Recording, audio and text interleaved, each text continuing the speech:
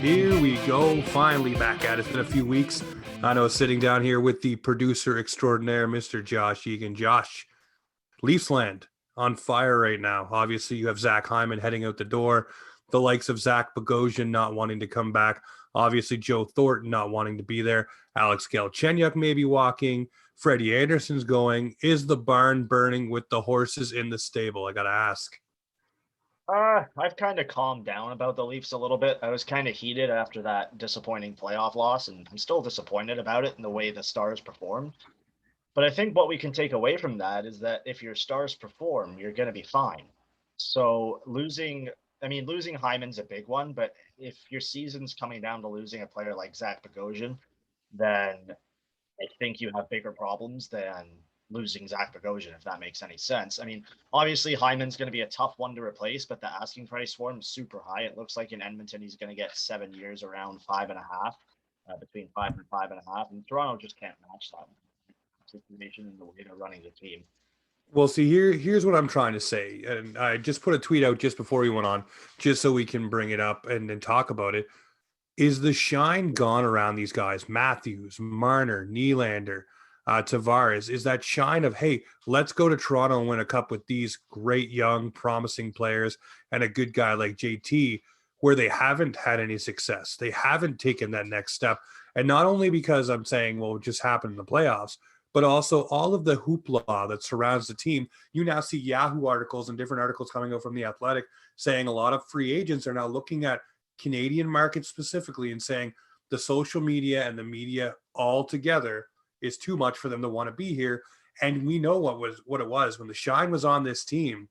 Players want to come here. We were talking about excited that Bogosian wanted to come. Spezza, Thornton, Marleau, Tavares, all these names, guys that they were linked to that want to come play in Toronto, now doesn't seem to have the same effect where they haven't taken that next step. And I liken that to the Washington Capitals when they were perennial contenders and not taking that next step. And then players stopped wanting to go there. And they had to figure it out with their core and what they had before they started to add again and take those, bigger steps into the Stanley Cup against Vegas. Yeah, I don't know if the shine has worn off, because I think if you're an NHL talent and an NHL player, you recognize that the Leafs do have potential and they just haven't been able to put it together yet. I mean, you look at the Capitals, they weren't able to put it together for what, 11, 12 years. And I think in Ovechkin's 13th season, he finally won the cup. And I'd be a little bit another top years there, but it was something like that.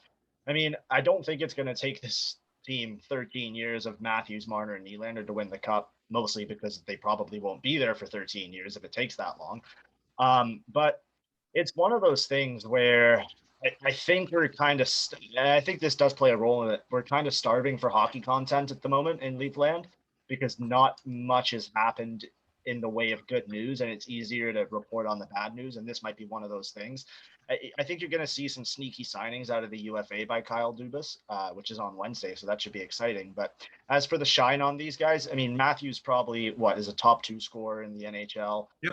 Marner, as much as I've been critical of him, he's a top 5 point getter in the NHL. Nylander really seemed to come into himself this season. And John Tavares is, he's a steady center down the middle who's really captaining this team. And then, I mean, you look at the back end, you still got Jake Muzzin there, who's a solid defender. Morgan Riley's the heart and soul of the team, if anything. And, you look at the goaltending and you got some hope there. And Jack Campbell, sure, we don't know if he can run a full season, but we're going to find out. And that's exciting.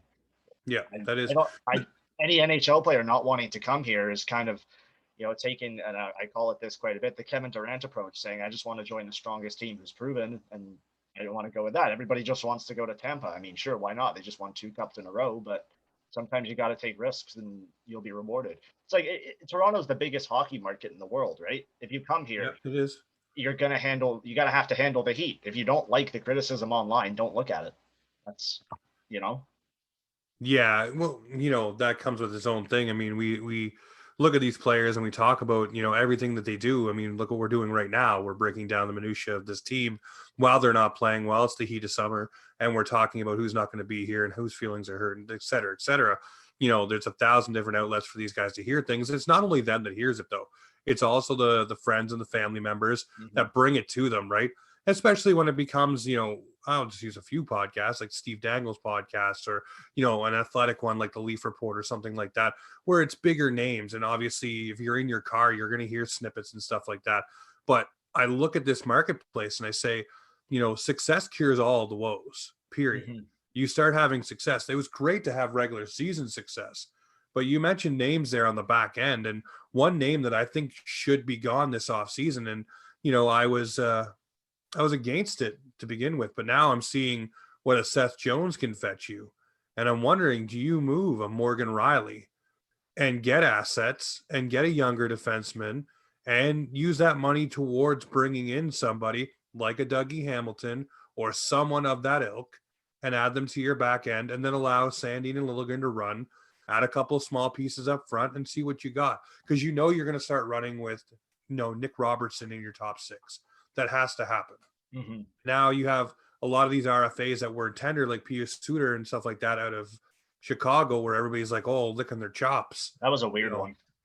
well, I mean, you know what? He apparently wants 4.5 over 4 years after coming out of his rookie season. I mean, so the guy wants to get paid, and I Yeah. don't think the Leafs will be the ones to do it. But there's lots of different options for him to nibble around the corners and do something. But I think where you see these prices right now of guys getting traded, some returns are good, some returns aren't.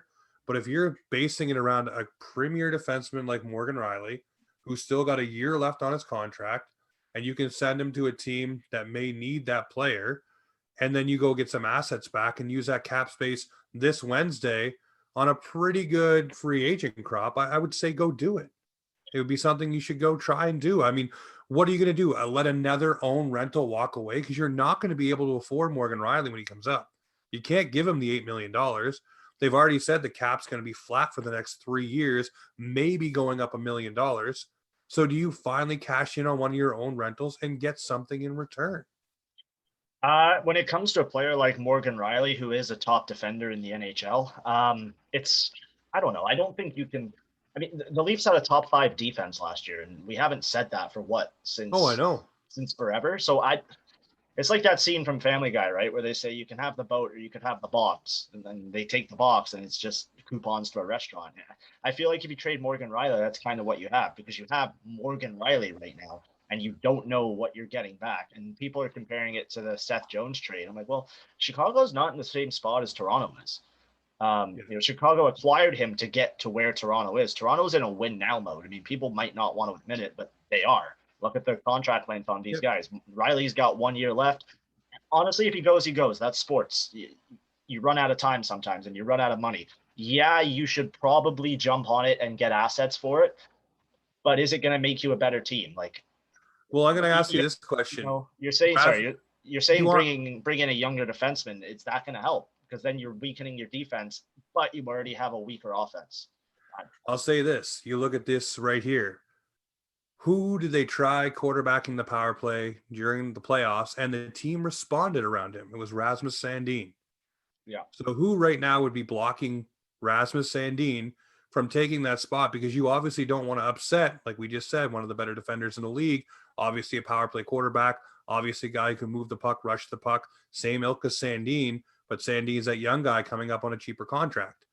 Do you finally give the young horse the chance to run, or do you let him sit underneath Riley and maybe stagnate this year, much like we've done with Timothy Liljegren, and not allow him to run that power play and run that team and run the puck and do what he needs to do? Because to me, I think this is the opportunity. You want to upgrade your forward corps, but you also want to do things on your back end. One way to do that is move Morgan Riley. The only other way I could see it is you drill off that core three. I'm not calling it the core four. I read a great piece before it came on. You look at William Nylander's contract, 6.9 million going forward. That is not a hindrance contract. That is a good contract. That's a So great contract. yeah, so I will park that. I will no longer say it's the core four. It's the core three. Those three guys, the big three or whatever you want to call them. Those three guys need to produce, but one of those guys would have to go if you're not moving a Morgan Riley or someone else that's making more money. And the only other guy is Kerfoot. And then you're boned at third C unless you're putting Adam Brooks in there. Yeah, I mean, you mentioned the power play and giving it to Sandin. I think you're going to see next year, because the power play hasn't worked since we went into a pandemic lockdown. Like, it's been It worked for the first month, and that was it. That was about it, and that's because it took teams by surprise. They were like, "Holy shit! Look at all this firepower." They will, and look at this. They will probably go back to two defense, three forwards, and then really balance it out on PP1 and PP2, because now you can have you can have Riley and Sandin on the blue line, and Riley can act as a forward on the power play if you need to. If you're not getting the looks, if you're not getting the looks you want in the first 30 seconds, then switch it up. You can go, 2 on the blue line, 3 in, or then you can, if you're not getting your looks there, move it to a 1-2-1-1 or whatever you want to do there. Riley has that potential. But if you are going to go 1D on the power play, should it be Sandin? Maybe. If Riley gets upset about that, I think you pull him inside and say, look, you didn't get it done for the last 18 months. So that sucks to suck, buddy. But, this is the NHL. Do your job properly or don't do it at all. Yeah. I think people sometimes forget it's professional sports and there's billions of dollars involved. So the smallest mistake is going to cost you. And, there's got to be accountability taking forward. So, Oh, it definitely is. And you just talked about that part, parking aside. I just want to introduce you to Tyson Berry. Same thing happened with him. They took away the power play cookies for him, and he was completely, I wouldn't say useless defender, but he wasn't what we expected him to be coming from Colorado. mm-hmm. And then when he got the opportunity to go back on that power play, again, shelving Riley and putting Barry there, obviously Barry thrived. So we kind of have a history of, parking guys who excel at a spot. And that's why I'm saying this may be the opportunity, the window to move Riley, move up Sandin, bring in somebody of the more physical ilk for the bottom part of the whatever, your top 4, whatever you want to do there. Because it's going to be Muzzin and Hall. It's going to be some combination of Riley, Brody, or Sandin, Brody, whatever they want to do. But you also have to start transitioning out of Riley. If you're not going to have him beyond this year, you have to start elevating other guys' minutes. You have to start elevating the way they're going to play in the positions they play in, because you can't just say, okay, Riley's gone. Well, so next year, now you're running the power play. Now you're doing this. Now you're our number 1D moving the puck. Enjoy that. Here's your feet to the fire. Jump in. If you can handle it, great. If you can't, well, then we're boned. You listen to Kyle Dubas at that press conference, and it seems to me he wants to do something, but his hands are absolutely tied. He can't do anything because he only has $9 million in cap. You need a goalie, you need forwards up front, and you need someone on your back end to play the physical role. And you're not going to find a Bogosian again who played above his means last year. You're just not. Yeah. So for you, you look at the free agent corp. So I want to ask you, who is someone that jumps off the page to you, you think the Leafs can afford, that would be a player that would slide in nicely? There's a lot of names this year that are interesting. But, with the money, it's kind of tough. I mean, but what do you, I'm kind of lost for words on what they need, because they need a little bit of everything. And I don't think you're going to see them get any big names, but you might see them get some sneaky ones. I'm just pulling up Cap Friendly here because I am blanking on some of them. Everybody loves Cap Friendly now. Give a shout out. Good old Cap Friendly.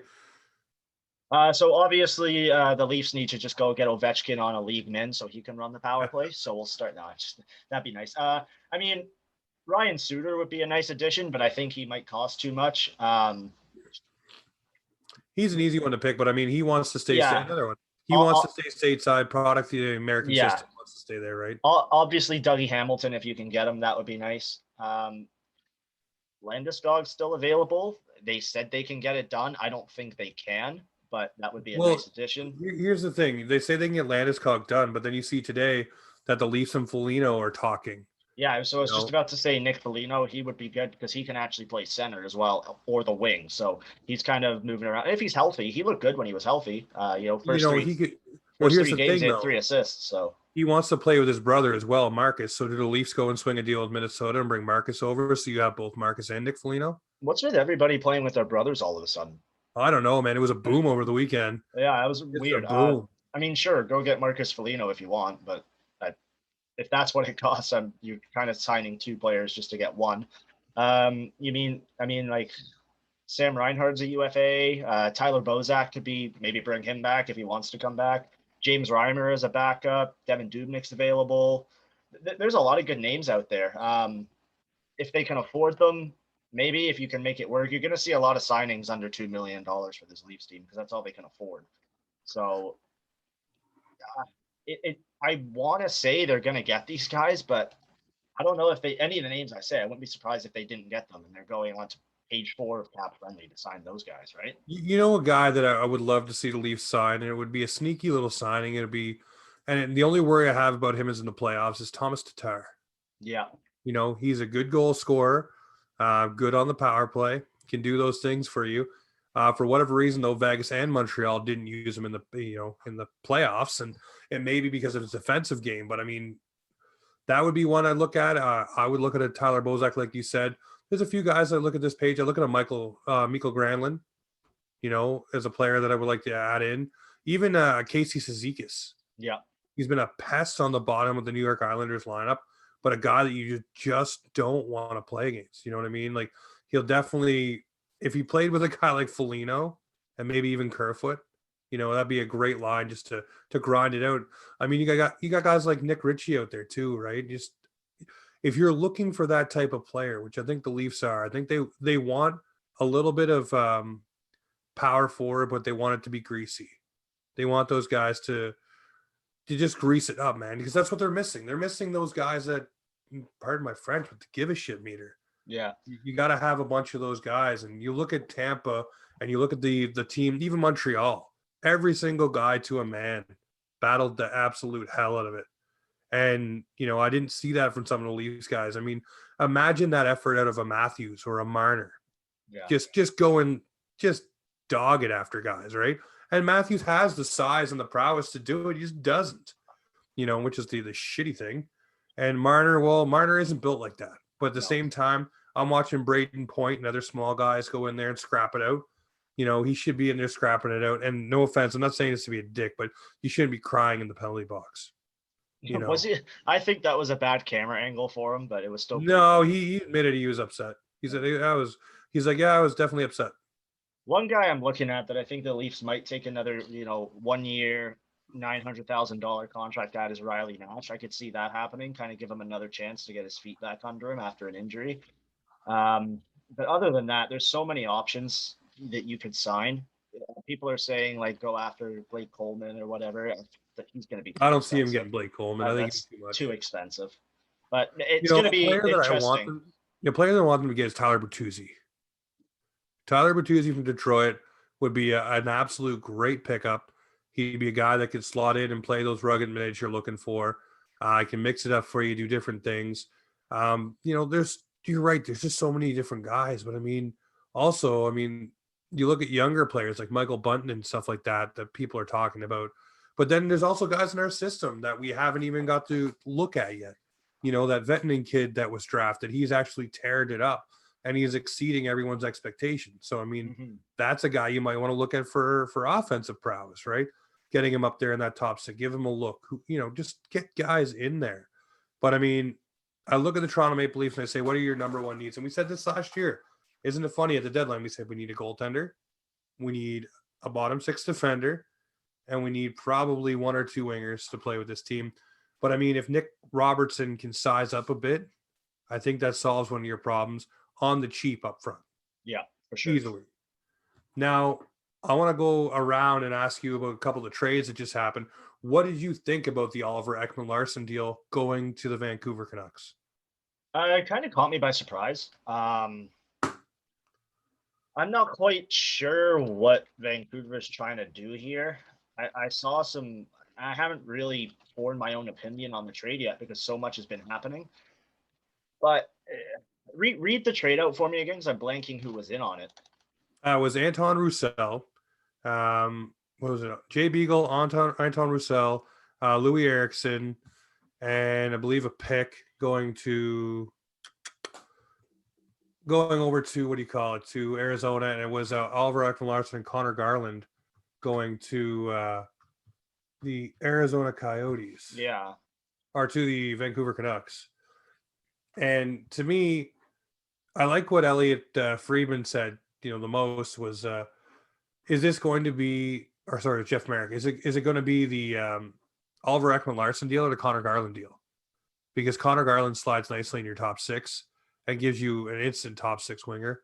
The only thing is, is he going to be a guy that gets hurt a lot? That's the problem. Yeah, this trade, I think the Coyotes may have won it because they're shedding $12 million off the books at the end of this season. They also were able to get a top 10 pick, which they didn't have. So they were able to pick. I think they picked 9th this year after having their pick taken away from them. They have another second round pick next year, which will be their 5th one. So they have 5 second round picks next year. And then they also got a 7th rounder, which, you know, that's just kind of the lottery at that point. So you got a lot for a guy that is kind of on the down. Now Vancouver's tied up with his contract for the next 6 years. I don't really know what Jim Benning was doing here. He seems to have his guys in mind that he wants, and once his mind is set on that, he doesn't change his mind. I'm surprised somebody didn't whisper in his ear like, "Hey, Jim, this may not be the best idea." And I've long said this about Jim Benning. He's a great scout, not the greatest GM. Here's the thing. For me, it's the Vancouver Canucks, and I said this to Clark Monroe on Twitter. To me, it smacks of desperation. It smacks of a GM who A, needed to make a splash, and B, needed to make sure this team did something in the playoffs to keep his job alive. And if Connor Garland hits when he's playing up there with guys like Miller and Pedersen and Besser and all those guys in your top 6 for Vancouver, and if Oliver Ekman-Larsson, you know, can play with Quinn Hughes, because you're probably going to lose Nate Schmidt, who does not want to be in Vancouver, wants to go somewhere else. You're probably not going to get much out of Travis Hamonic. And then, you know, you got the corpse of Alexander Edler playing back there as well. So you're going to have to get it done. And now they want to move Braden Holtby as well. So, I mean, you bring in players and you're moving them out just as fast as they come in. A little bit concerning if you ask me. But I look at the Vancouver side of things, and like I just said, I think it smacks of desperation, smacks of a GM that wanted to make a splash, make his name still relevant. And I'm with you, man. I don't get why you'd go for that deal now. And especially with those contracts where you're about to shed for $12 million and you got your guys coming up. You couldn't have waited a year. Like, it was weird. I don't know. It was not a trade that I look fondly on for the Vancouver Canucks, but let's talk about a team that I did look fondly for, and we'll get back to the Coyotes in a minute because they did a lot of dealings. But was the Philadelphia Flyers, man. Yeah. They said that they were not tough enough in front of their goaltender Carter Hart, which we all know what Carter Hart's capable of. But adding guys like Ryan Ellis and you lose Shane Gosper for no return, which is a weird trade to look at. But then you add a guy like Rasmus Ristolainen, and they're only on the prowl for more. So, I mean, and then you go get a guy like Cam Atkinson out of Columbus and trade Voracek, a guy who didn't want to be there anymore. I liked that move. I like that. The Voracek for Atkinson trade, I think, was very good. 1-for-1 trade. I like it. Atkinson's coming off a season. You know, I think he had like 15 goals. I think he had around 35 points. But that was on a struggling Jackets team, right? So, you know, a fresh look for him could be good. He's a pretty good 5-on-5 player. I don't think he was the greatest on the power play this year. And whenever I watched him, he was like, his finishing was a little weak. But, you know, a new look can do benefits for the player. And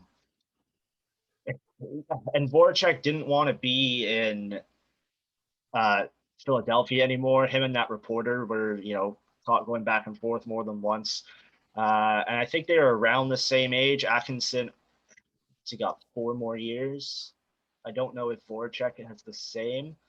And the Flyers also freed up space on this too. I think they freed up 2.4, 2.3, somewhere between there. So I think the Flyers won this one.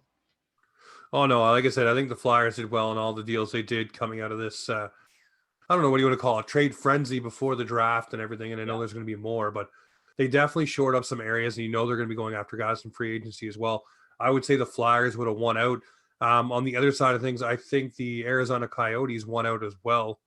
You know, getting Shane Gostisbehere, no return going back to Philly, getting a 2nd and a 7th on top of that to take Gostisbehere and, you know, go that way.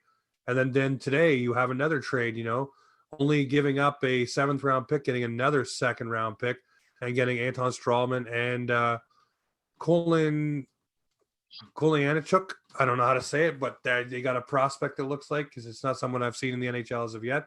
So it looks like the Coyotes are being, you know, a dumping ground for teams. They're trying to free up cap space for the next couple of years. I think their new owner wants to make a splash in the next, wants to get the prospects they have going, and then kind of when they're ready, bring in a big UFA agent in the next couple of years. And people are saying it's going to be Matthews.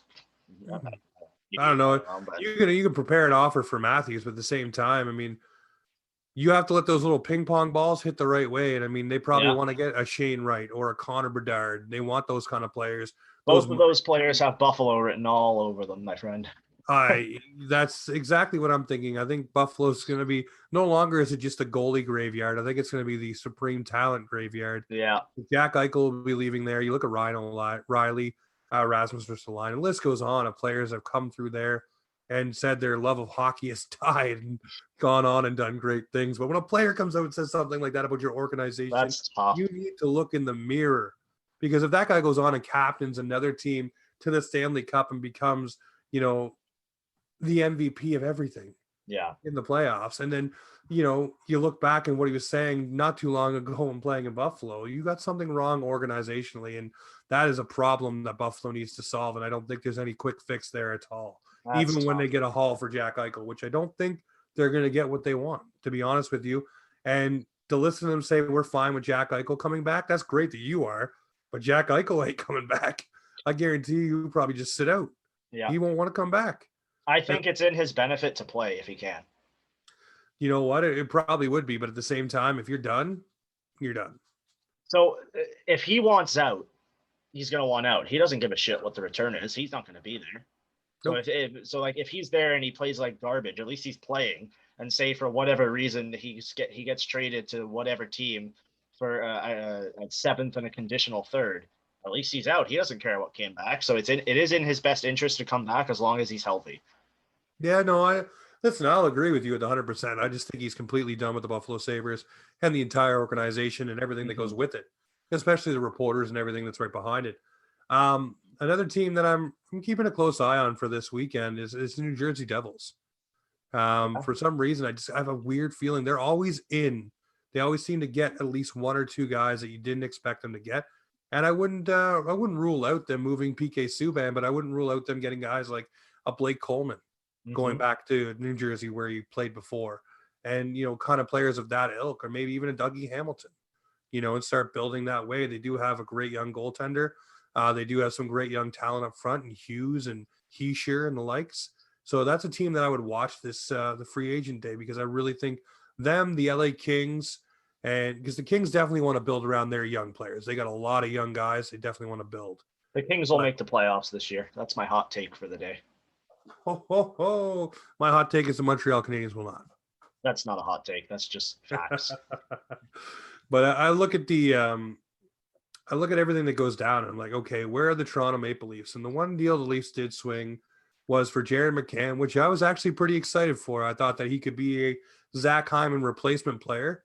But then you think about it, what did Toronto really lose off of their roster to the Seattle Kraken? Nothing. I hate when Nothing. people get so upset about this, because, and I'm gonna go on a little bit of a rant. Yep. They're like, "Oh, you could have kept McCann and you gave up.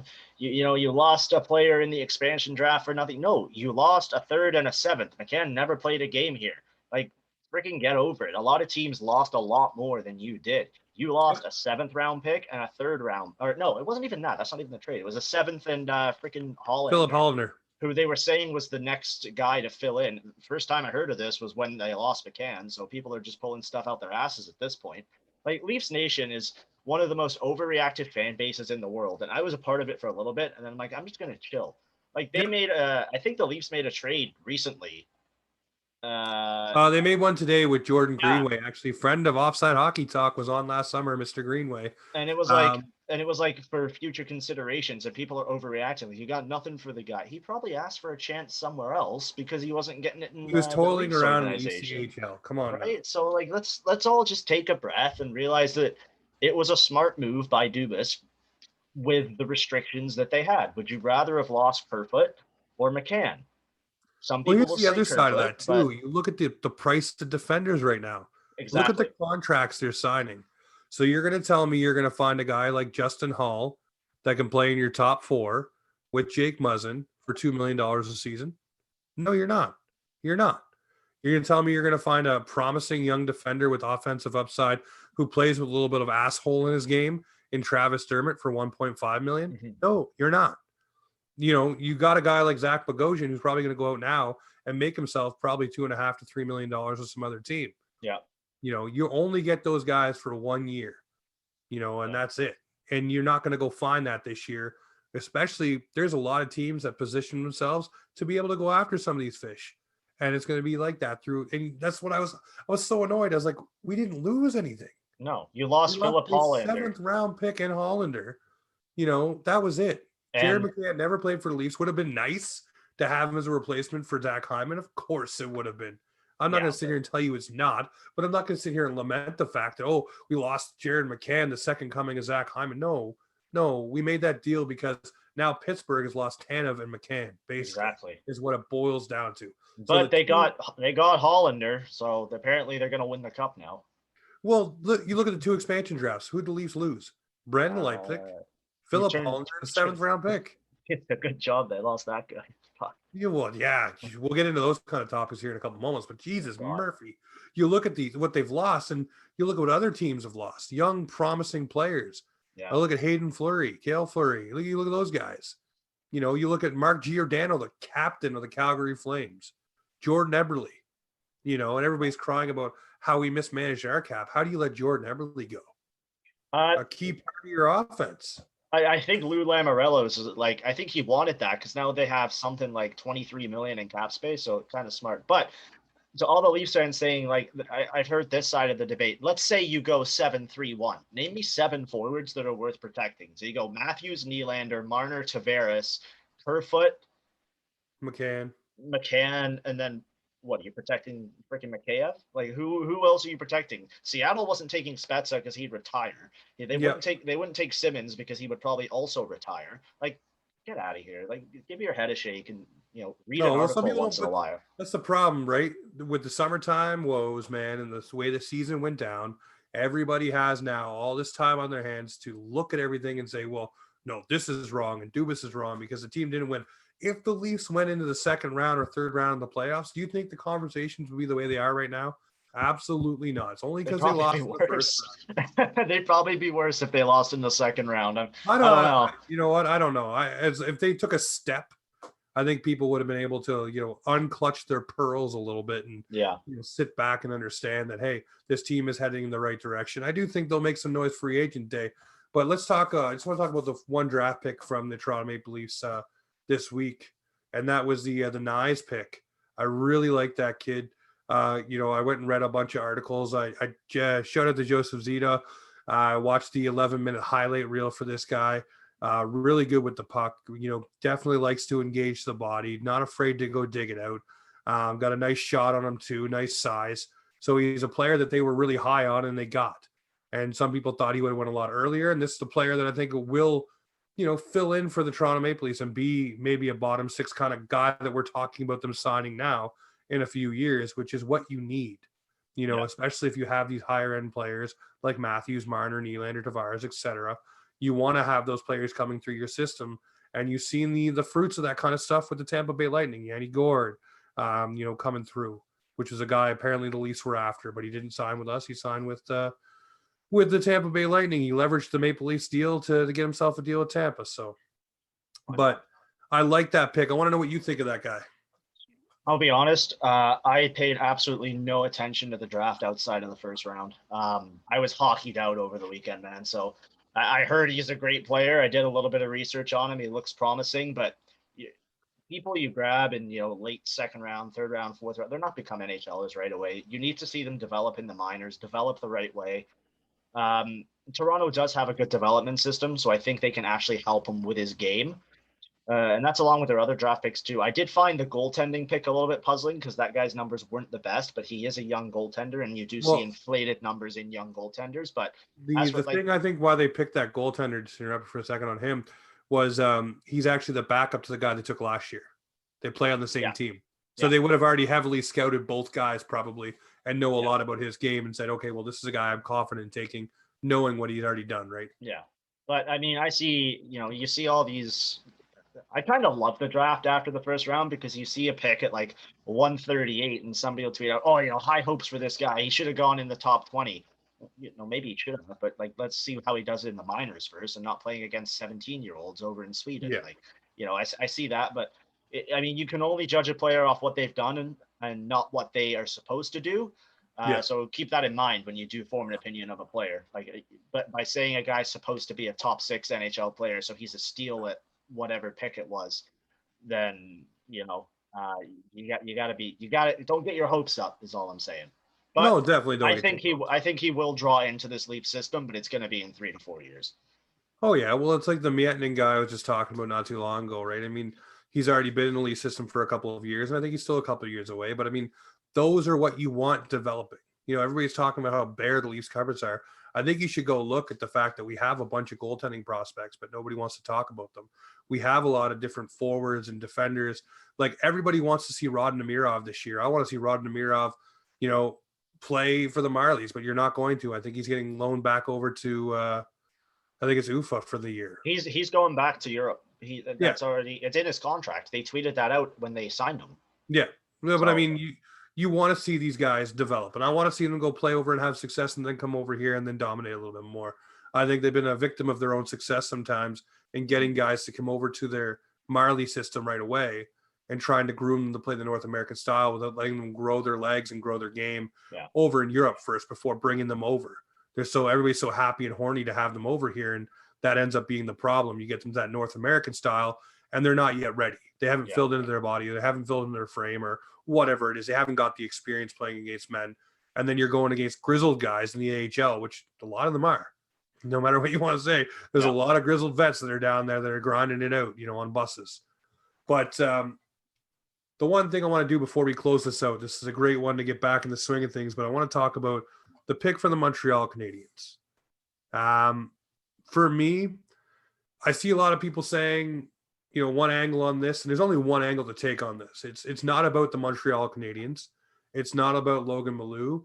It's about the person who had things done to them, the young lady who had all the problems. It's about her, and it should be that focus. Yep. But you don't hear, she is the afterthought.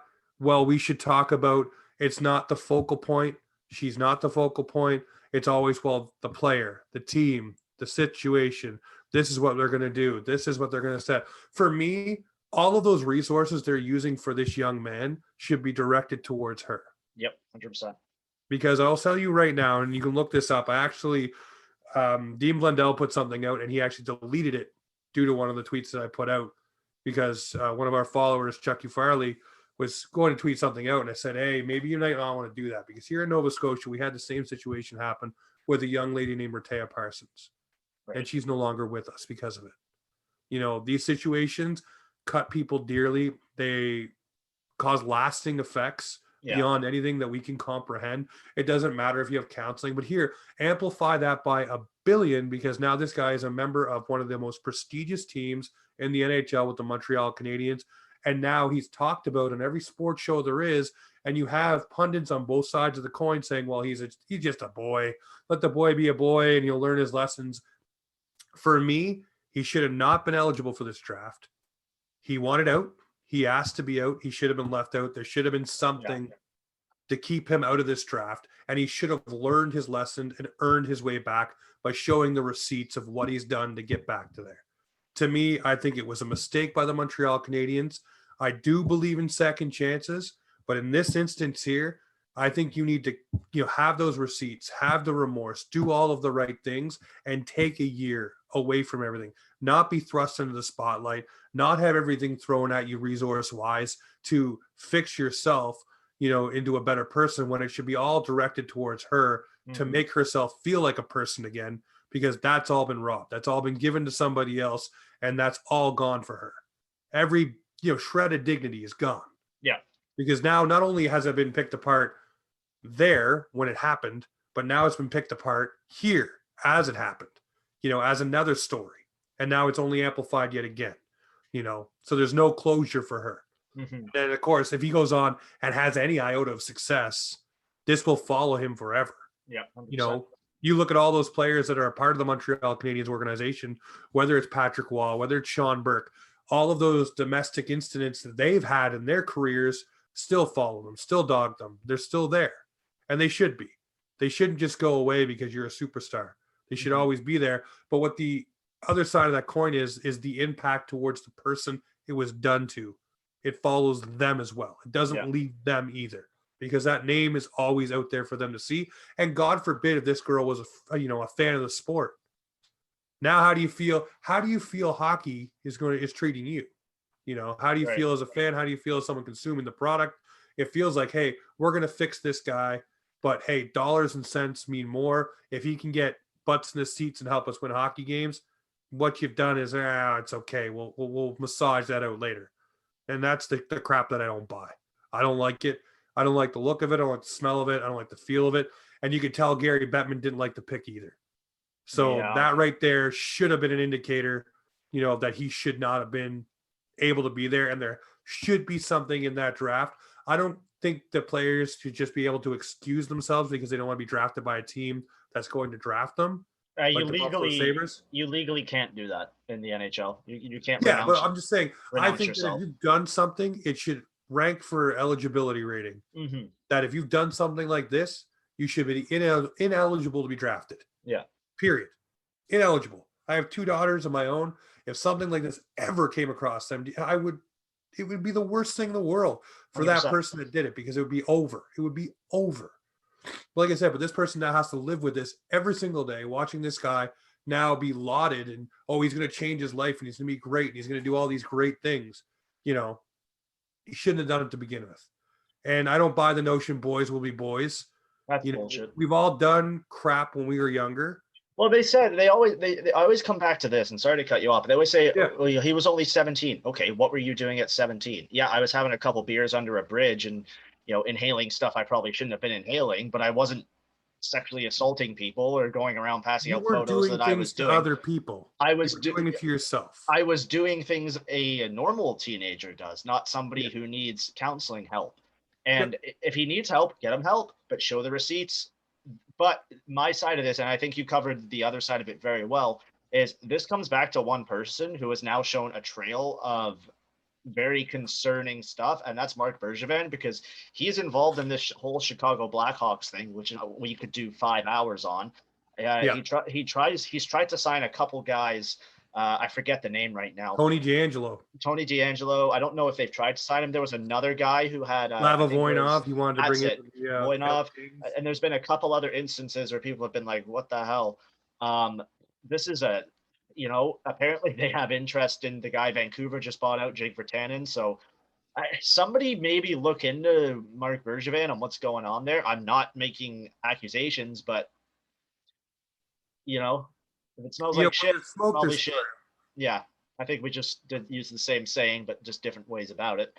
But yeah, just overall very disappointing by the Montreal Canadiens, and obviously it's not a reflection on Habs fans either. Like, I didn't go after Habs fans when this happened. I went right after the Habs. I put out a tweet that did very well. I'm quite proud of it. But after that, it's disgusting pick. I didn't like it. If it was the following year and the guy had shown receipts and all that, maybe you could, I don't even know, man, because not even a first round. But here's the thing. Yeah. Like Jeff Merrick said, he expected him to go, but not the first round. Right. Like a 7th round compassion pick. Pardon me. Fucking dying over here at the allergies. But anyways, no, a 7th round compassion pick, maybe, a scout saying, hey, we should give this kid a chance. Let's not throw him away, whatever. But for me, I think this year he should have not been eligible. It should have been parked aside. And I want to see what you've done this past year to earn your way back into hockey circles, earn your way back into the right frame of mind. What have you done, on the other side of that coin too, to help that person that you've done this to, whatever. Apparently, the apology, all she wanted was a proper apology. And he sent her a 3-line text and that was it. That's not remorseful in my eyes. Yeah, no. It's the same thing about that, the one last year that Arizona drafted. I forget his name, but that was a big one too. Yeah, well, Arizona did the right thing after. I think they found out after they drafted him. That he didn't apologize to the kid or anything like that. No, but Arizona released him. No, I know. That's what I mean. Yeah. But that's what they found out, the fact that he actually didn't apologize and he didn't take the right steps. He didn't do the receipts. He didn't do what you need to do to further yourself in that instance. And maybe this guy has. But at the same time, what you've done is, in my opinion, is on par or worse than that situation, because that's somebody's life, again, that's ruined, like that young gentleman who had his life ruined with the other guy. And he's not in the National Hockey League. But I don't see the Montreal Canadiens backing off this pick, which is an unfortunate thing. And like I said, I'll keep saying it. I'll keep beating that drum and I'll keep talking about it. He should not have been eligible. there should be a mechanism in place that if you've done something that severe where you've been charged with a crime, you should not be eligible to be drafted. And not only that, I think the NHL should have done a better job of policing the entire thing and making, because you're talking about the Chicago incident, and then this happens, and then the Chicago Blackhawks bring out those 8 women to do their pick, and I understand where they're coming from, but at the same time, that was like read the room, guys. The optics were horrible.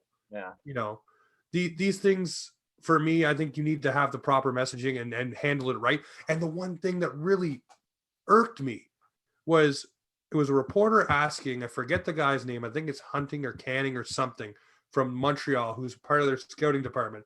And he asked him, what changed your mind? What makes you feel that you can draft him after he said he feels he shouldn't be drafted, and that he doesn't feel that he, I forget the word, whatever, just say he doesn't feel he should be eligible to be drafted. And they asked this scout, the head scout, what made you think that he is eligible? What put you in that position to say that he should be when he said he shouldn't? And he couldn't even answer him. No, he was just speechless for like. And he's like, well, can you repeat the question? Can you rephrase the question? And then he got kind of aggressive. He's like, whoa, what do you mean? Well, the question's clear as fucking mud. Like, what are you thinking? Yeah. Like, if he said he's not in the right frame of mind and shouldn't be drafted for what he did, why do you feel he should? And what are your reasoning? And he should have had a laid out response of, this is what we're going to do. This is how we're going to help him. This is how we're going to help the victim. And this is what we're going to do moving forward as well. Here's what the organization is going to be doing as well within these circles to move everything forward. 100%. But yeah, it really irked me because I didn't like the optics. I didn't like the way it was. And like you said, it seems like a trail is following Bergevin, and it doesn't seem right. It doesn't seem like it's going to be good. Something's off there, and I think we're gonna see a lot of people. I don't know if exposed is the word, but kind of shown who they truly are with the Chicago Blackhawks story. Obviously, we won't get into that because we'll be here forever. But yeah, man, that was such a sour ending to what was a pretty decent first round. Well, not even first round. The entire week was great.